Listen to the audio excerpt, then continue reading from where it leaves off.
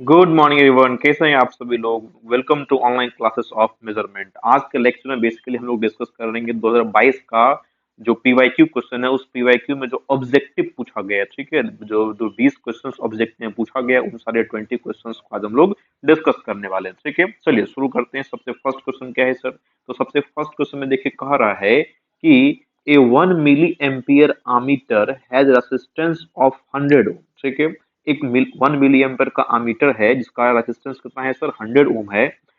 It is to be converted to 1 ampere ammeter. ठीक है, उसको 1 एम्पियर के आमीटर में कनेक्ट करना है, तो शंट रेसिस्टेंस का वैल्यू क्या होगा? ठीक है, समझिए यहाँ पे। तो आमीटर का रेसिस्टेंस दिया हुआ है 100 ओम, यानी अकॉर्डिंग टू क्वेश्चन आपको आर एम दे दिया 100 ओम, और 1 मिली एम्पियर का आमीटर है, मतलब आपका मीटर करंट कितना है सर? तो मीटर करंट आपका 1 मिली एम्पियर है। कह रहा है कि उसको कन्वर्ट करे करना है 1 एम्पियर में, यानी आपका यहाँ पर अगर आई मान लिया जाए तो 1 एम्पियर, आई आपका 1 एम्पियर। कह रहा है कि शंट रेसिस्टेंस का वैल्यू क्या होगा, आरएसएस का वैल्यू क्या होगा।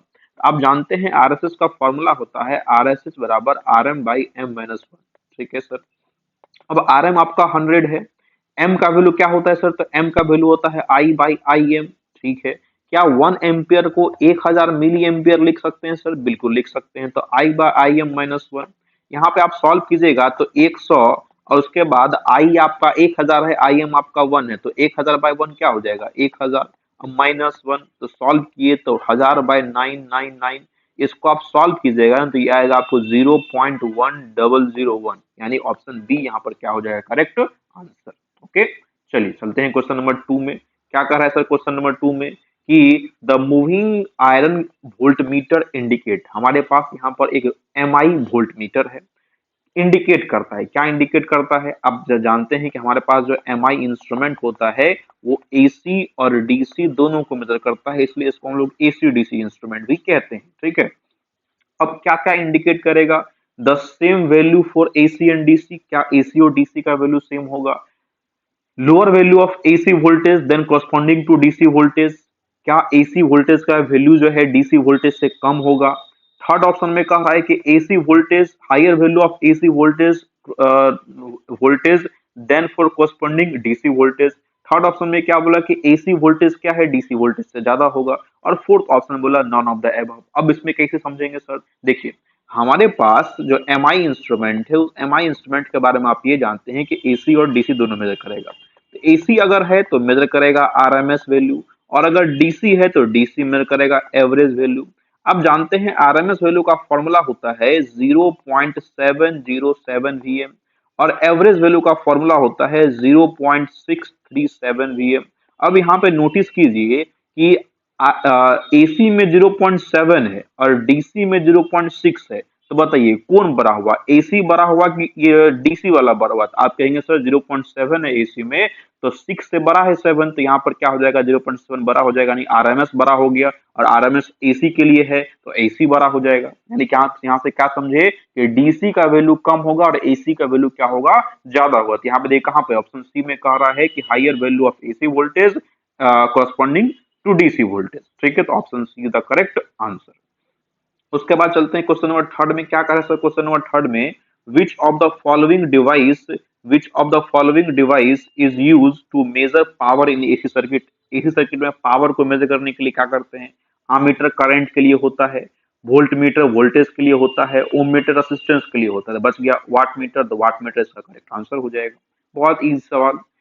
अगला क्वेश्चन क्या कर रहा है सर कि a megger is used for the measurement of. Megger का यूज किसके लिए करते हैं सर? तो आपको पता है मेगर का यूज करते हैं हाई रेसिस्टेंस को मेजर करने के लिए, और हाई रेसिस्टेंस में भी इंसुलेशन रेसिस्टेंस को मेजर करने के लिए। किसके लिए?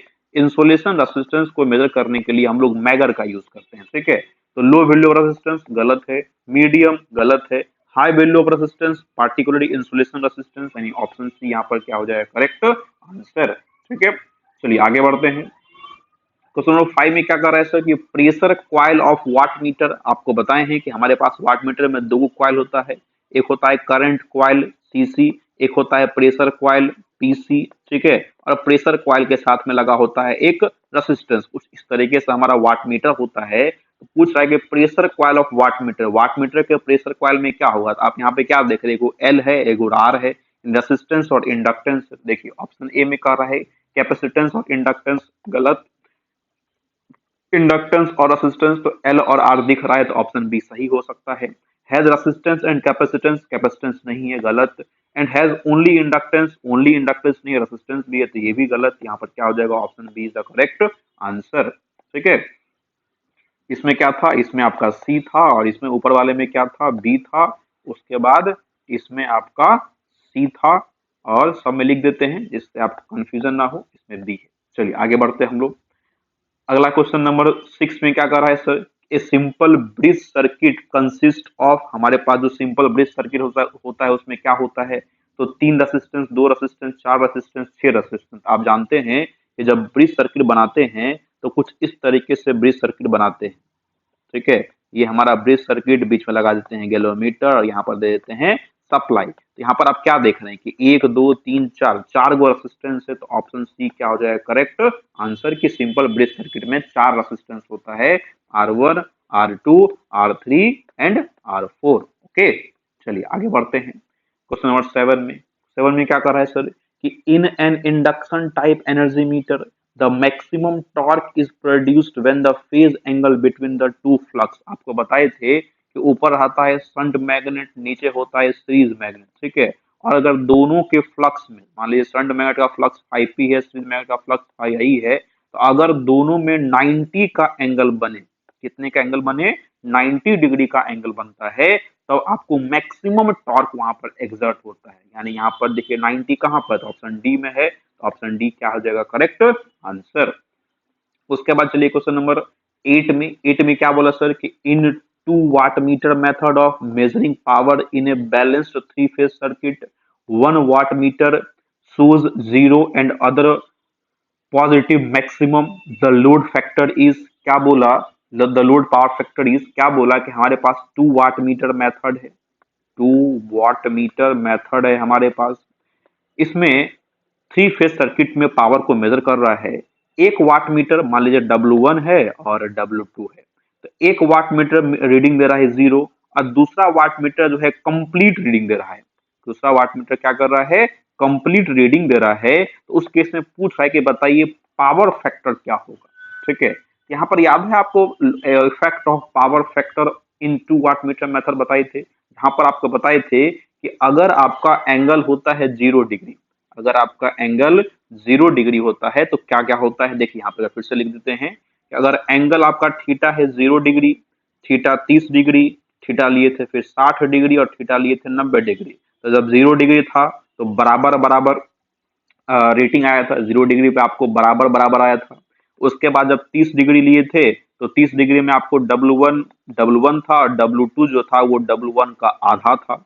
उसके बाद 60 डिग्री में आप गए थे तो 60 डिग्री में आपको क्या हुआ था कि एक रीडिंग आपका 0 हो गया था, दूसरा जो था आपका कंप्लीट वैल्यू दे रहा था। और 90 पे आप गए थे तो एक हो गया था पॉजिटिव, एक हो गया था नेगेटिव। तो यहाँ पे आपको याद आ रहा होगा कि 60 डिग्री पे क्या होता है, 1 वाट मीटर 0 रीडिंग देता है।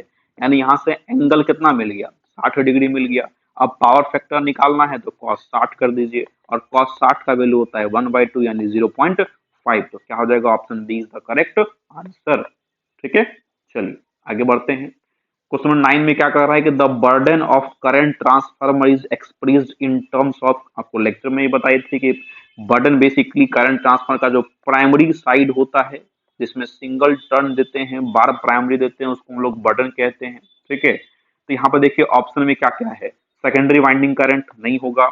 उसके बाद option B volt ampere rating of transformer, ये हो सकता है। सी देख लीजिए, voltage current and power factor of secondary circuit, secondary का नहीं होगा। सेकेंडरी का इसमें होगा नहीं, जो बर्डन जो है प्राइमरी से रिलेटेड है, सेकेंडरी से रिलेटेड नहीं है। याद रखिएगा सीटी के अंदर बर्डन प्राइमरी से रिलेटेड है ना कि सेकेंडरी से। तो ऑप्शन ए और सी तो ऐसे ही गलत हो गया, डी आपका ऐसे ही गलत हो गया। तो यहाँ पर बी क्या हो जाएगा करेक्ट आंसर। ठीक है, ये volt ampere rating of transformer. Exam में इस टाइप के क्वेश्चन अगर आप कंफ्यूज करते हैं तो ऑप्शंस पढ़ के भी क्या कर सकते हैं, आप आंसर को निकाल सकते हैं। ठीक है, चलिए आगे बढ़ते हैं। क्वेश्चन नंबर 10 में क्या बोल रहा है सर, तो 10 में कह रहा है कि which principle operates A bridge circuit. Bridge circuit में कौन सा प्रिंसिपल यूज करते हैं, तो आपको बताए थे कि ब्रिज सर्किट में क्या होता है, बीच में लगा होता है गैलोमीटर, इसके अंदर करंट हो गया 0 और 0 करंट का मतलब होता है नल। ठीक है, जब नल डिफ्लेक्शन होता है तो हम लोग भी इसको बैलेंस मान लेते हैं, यानी कौन सा प्रिंसिपल ऑपरेट होगा, तो नल डिफ्लेक्शन ऑपरेट होगा। उसके बाद क्वेश्चन नंबर 11 में क्या कह रहा है sir, low resistance refer to, आपको बताए थे रेसिस्टेंस का 3 कैटेगरी है, लो, मीडियम, लो, मीडियम और हाई। आपको बताए थे कि रेसिस्टेंस आर जो है आर आपका 1 ओम या 1 ओम से कम है तो आपको लो रेसिस्टेंस में आएगा। आर अगर आपका 1 ओम और 100 किलो ओम के बीच में है तो उस केस में आपका क्या होगा सर, आर लेस देन, और आर यहाँ पर ग्रेटर देन, ठीक है, आर ग्रेटर देन 1 ओम और R less than 100 kilo ohm तो मीडियम में आ जाएगा, और R greater than 100 kilo ohm तो आपका हाई रेसिस्टेंस में आ जाएगा, ठीक है। तो 1 ओम से कम हो गया तो कौन सा हो जाएगा सर, लो रेसिस्टेंस। यहाँ पे देखिए कौन सा 1 ओम से कम है, तो ऑप्शन ए में ही दिख गया, resistance of the order 1 ohm और less is the low resistance, यानी option A is the correct answer. Question number 12 में क्या बोला सर, 12 में कह रहा है ए detector used in A high voltage Schering bridge, तो हाई वोल्टेज शेयरिंग ब्रिज में डिटेक्टर यूज करते हैं, जिसमें याद रखिएगा वाइब्रेशन डिटेक्टर का यूज करते हैं। किसका यूज करते हैं, वाइब्रेशन डिटेक्टर का यूज करते हैं, ओके। क्वेश्चन नंबर 13 में क्या बोला सर कि Anderson bridge is a modified form of, आपको जब लेक्चर पढ़ा रहे थे उसमें ही बताए थे कि एंडरसन ब्रिज जो होता है वो मैक्सवेल ब्रिज का मॉडिफाइड फॉर्म है, ठीक है। इसमें क्या हो जाएगा, option B is the correct answer. उसके बाद क्वेश्चन नंबर 14 में क्या बोला सर कि resistance can be measured most accurately by, किस मेथड से हम लोग एक्यूरेट रेसिस्टेंस को मेजर करते हैं, तो याद रखिएगा हमारे पास वोल्टमीटर अमीटर मेथड भी मेजर करने के लिए है, मल्टीमीटर मैगर सबसे रेसिस्टेंस मेजर किया जाता है, लेकिन जो ब्रिज मेथड है, ब्रिज मेथड से हम लोग एक्यूरेटली क्या करते हैं, रेसिस्टेंस के वैल्यू को मेजर कर पाते हैं। तो यहाँ पर क्या हो जाएगा, option B is the correct answer. उसके बाद क्वेश्चन नंबर 15 में क्या बोला सर, 15 में कह रहा है कि अर्थ इलेक्ट्रोड प्रोवाइड, हम लोग जो अर्थिंग करते हैं, हम लोग जो ग्राउंड के नीचे अर्थिंग करते हैं, किसके लिए करते हैं कि अगर घर में कोई फॉल्ट करंट, कोई शॉर्ट सर्किट करंट, कोई हाई वैल्यू ऑफ करंट हो तो क्या हो जाए, सीधा ग्राउंड हो जाए, करंट ग्राउंड हो जाए। और करंट कब ग्राउंड में आसानी से चला जाएगा, जब रेसिस्टेंस का वैल्यू कम होगा, ठीक है। यानी अर्थ इलेक्ट्रोड का रेसिस्टेंस आप कम रखेंगे तभी अच्छा है। पूछ रहा है यहाँ पे कि अर्थ इलेक्ट्रोड क्या प्रोवाइड करता है, हाई रेसिस्टेंस नहीं सर, मीडियम रेसिस्टेंस नहीं सर, वेरी हाई रेसिस्टेंस नहीं sir, only low resistance offer करता है। तो यहाँ पर क्या हो जाएगा, option C is the correct answer. उसके बाद क्वेश्चन नंबर 16 है, 16 में क्या बोला सर कि 5 ampere ammeter can measure a current up to 1000 ampere, ठीक है। एक 5 एम्पियर का आमीटर है, एक 5 एम्पियर का आमीटर है जो 1000 एम्पियर तक के करंट को मेजर करता है। ये हाई वैल्यू ऑफ करंट है। कैसे करेगा सर, तो क्या 5/1000 सीटी लगाएंगे, तो नहीं, 1000 एम्पियर का सीटी, जब भी सीटी होगा तो रेशियो में होगा, तो ऑप्शन बी और सी तो ऐसे ही नहीं होगा। फिर ए और बी में आप देखेंगे तो करंट को घटाना होता है सीटी में, और यहाँ पे करंट बढ़ रहा है तो ये भी नहीं होगा। यहाँ पे 1000/5 क्या हो जाएगा, करेक्ट आंसर, यानी option D is the correct answer. उसके बाद क्वेश्चन नंबर 17 में क्या बोला sir, in some energy meter creeping can be avoided, आपको बताए थे क्रीपिंग आता है हमारे पास एनर्जी मीटर के अंदर, एक क्रीपिंग आता है, और क्रीपिंग को अवॉइड करने के लिए हम लोग करते क्या थे, तो जो आयरन डिस्क था उस आयरन डिस्क के ऊपर एक छोटा सा आयरन पीस यहाँ पर लगा दिया जाता है, ठीक है। उस रोटेटिंग डिस्क के ऊपर एक आयरन पीस यहाँ पर लगा दिया जाता है, अटैच कर दिया जाता है। यहाँ पर देखिए गोल्ड पीस को अटैच करते हैं नहीं, एल्युमिनियम पीस अटैच करते हैं नहीं, जिंक पीस अटैच करते हैं नहीं, तो क्या अटैच करते हैं, आयरन पीस अटैच करते हैं, ठीक है। तो ऑप्शन सी क्या हो जाएगा, करेक्ट आंसर। उसके बाद हमारा क्वेश्चन नंबर 18 में क्या बोला sir, which of the following determines the light intensity in CRT, CRT के अंदर जो लाइट का इंटेंसिटी है, सीआरटी के अंदर जो लाइट का इंटेंसिटी है, उस लाइट के इंटेंसिटी को कौन कंट्रोल करता है, तो यहाँ पर जो इलेक्ट्रॉन गन से इलेक्ट्रॉन आता है उसी को उसी इलेक्ट्रॉन के द्वारा कंट्रोल किया जाता है इंटेंसिटी को।